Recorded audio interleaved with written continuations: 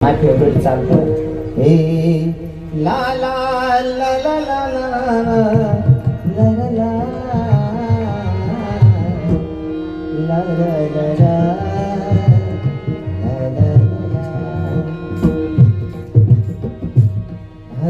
काल घरी आला माझ्या चोर पावलाने शेडीला पतीच्या माझी बांधली गबेनी बारीचा वट नंदा तुझ पोर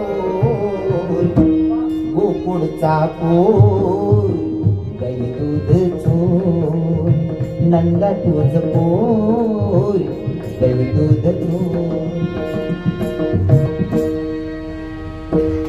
मी थोडा गवळणीच ना दिवाना आहे कसं गवळीने म्हणायला मला आवडतात आणि तो आनंद फक्त कालान कीर्तन नाही.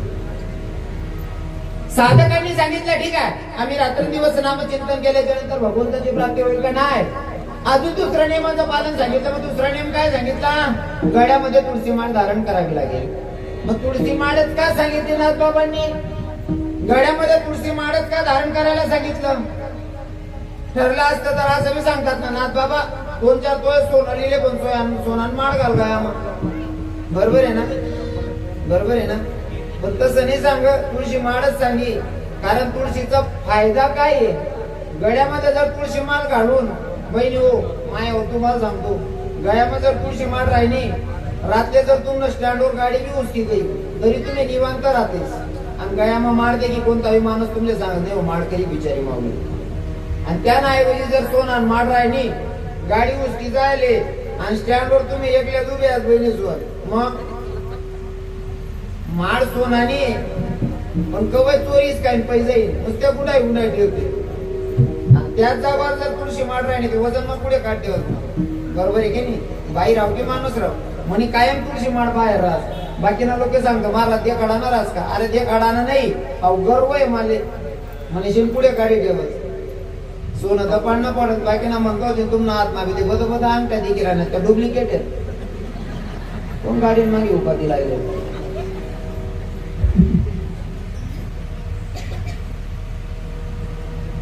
सोन्यापेक्षा माझे संत तुळशीला महत्व देतात. मग तुळशी किती प्रिय आहे देवाला? देवाला तुळशी किती प्रिय आहे मोजून 5 मिनिटात पटले लक्षपूर्वक ऐका. एका ठिकाणी नारद महर्षींनी थोडं कळ लावले. सत्यभामा आईकडे गेले. सत्यभामा आईला सांगितलं म्हणले आई साहेब तुम्ही लय सुंदर दिसायलात म्हणले. आणि तुम्ही सुंदर दिकी राहणार असं सांगतात बाई हो का माणूस हो जरा वेगळा फॉर्म व्हायला मला गणजणी उचली देतात असं म्हणा आजूबाजूला महाराज बोलता सुंदर दिसत सांगणार आहे का पैसा लागतो का खर्च लागतो? खरंच आहे का पोचची सत्यभामा आईला सांगितलं आई साहेब तुम्ही लय सुंदर दिसायला तो तुम्ही सुंदर आहात म्हणून तुम्हाला जगाचा मालकपती म्हणून भेटला. सत्यभामा आईने सांगितलं नारद महर्षी तुम्ही म्हणतात ती गोष्ट खरी आहे पण योच पती मला पुढच्या जन्मात भेटले पाहिजे याच्यासाठी मला काय करावं लागेल? सत्यभामा आईला सांगितलं नारद महर्षीने जर तोच पती पुढच्या जन्मात पाहिजे असेल तर या जन्मामध्ये पती कोणाला तरी दान करा. म्हणे कोणले दान करू?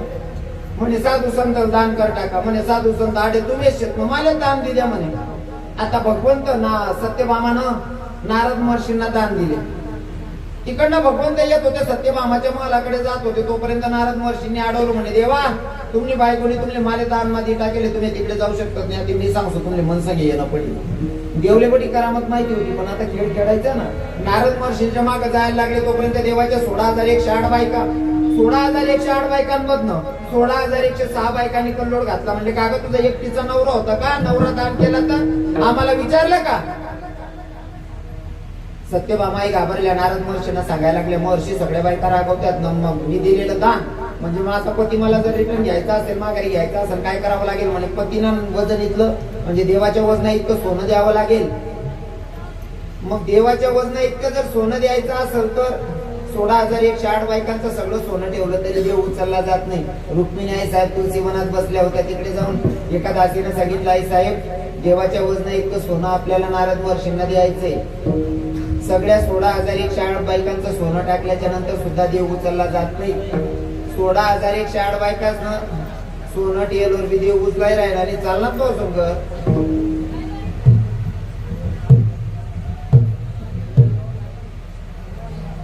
तुम्ही बी चालणार बिल पाणी का विष्णू विराना पडला पाणी येणार नाही म्हणा कीर्तन पुरव असतं. तुम्ही टेन्शन घेऊ नका. 11:30 कितला व्हायला 9:45 व्हायला 15 मिनिटं तुम्ही बटन दाबी ठेवू द्या ना. तुम्ही टेन्शन घेऊ नका.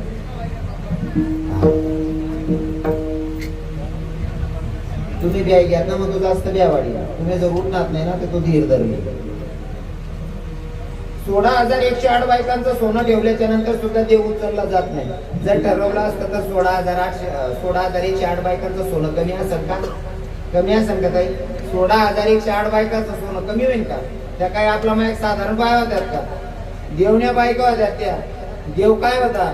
मित्रले जर प्रसन्न होईल ना ते सोनं नगरी दान करता की त्यांना बायकाच पण सोनं कमी होईल का? हा 16,108 बायकांचं सोनं टाकल्याच्या नंतर देव उचलला जात नाही. रुक्मिणी आई साहेबांना तुळशीवनातून एक तुळशी पत्र आणलं, सगळं सोनं बाजूला केलं आणि त्या एका पगड्यामध्ये ते तुळशी पत्र ठेवलं आणि एका तुळशी पत्रावर माझा जगाचा मालक उचलला गेला. किती प्रिय आहे तुळशी. 16,108 बायकांचा सोन्यानं माझा भगवंत उचलला जात नाही, एका तुळशी पत्रावर उचलला जातो. म्हणजे एवढं प्रिय तुळशी माझ्या देवाला. म्हणून तर त्याचे भक्त गळ्यामध्ये तुळशी माळ धारण करतात नाही का. साधकांनी सांगितलं ठीक आहे बाबा नाथ बाबा तुम्ही म्हणता तसं आम्ही तुळशी माळ घालू, रात्रंदिवस नामचिंतन करू. याच्यानं देव प्रसन्न होईल का? याच्यानं देव आपल्याला जवळ करेल का? नाथ बाबांनी सांगितलं भैया अजून पुढचा नियम ऐका ना. तिसरा नियम काय?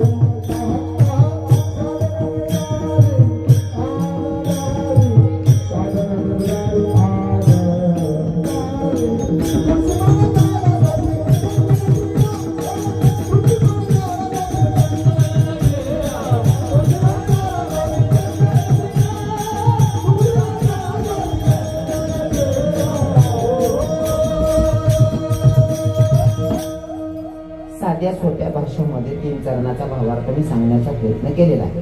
आता सगळ्यांनी शेवटचे 10 मिनिटात सेवेला पूर्ण विराम असेल. शेवटचे 10 मिनिटं तुम्ही म्हणसान तर बोलतो नाही, तुम्ही म्हणशात ते आवरा महाराज तिने लगेच जय विठ्ठल करतो. काय करू? बोलू का हो? बोलू ना. सर्वांनी इच्छा आहे का तुम्ही? 10 मिनिटं बोलेल पण तत्पूर्वी सगळ्यांनी काय करायचं? हाताने टाळी मुखाने नामाची